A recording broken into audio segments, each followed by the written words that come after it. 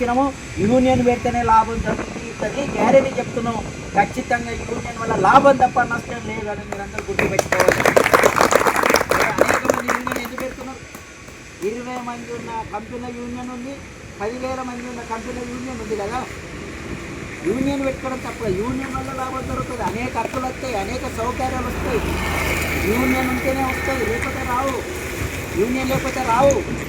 అందుకే యూనియన్ అంటే ఇప్పుడున్న చట్ట ప్రకారమే, ఇప్పుడున్న సరే లేబర్ కోడ్ కొత్తగా వచ్చినా మన తెలంగాణ రాష్ట్రాలు అమలు అవుతలేదు కాబట్టి 50% నాయకులు బయట వాళ్ళు ఉండొచ్చు. 10 మంది లీడర్లు ఉంటే 5 మంది నాయకులు బయట వాళ్ళు ఉండొచ్చు. ఇప్పుడున్న చట్ట ప్రకారం బయట వాళ్ళు ఉంటే ఏం లాభం?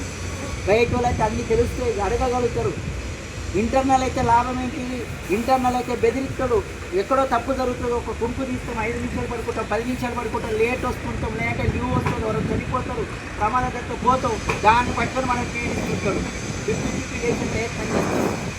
అందుకే మేనేజ్మెంట్ నైజం ఏంటంటే, పెట్టుబడులలో నైజం ఏంటంటే యూనియన్ లేకుండా చేయాలని మన అయినా.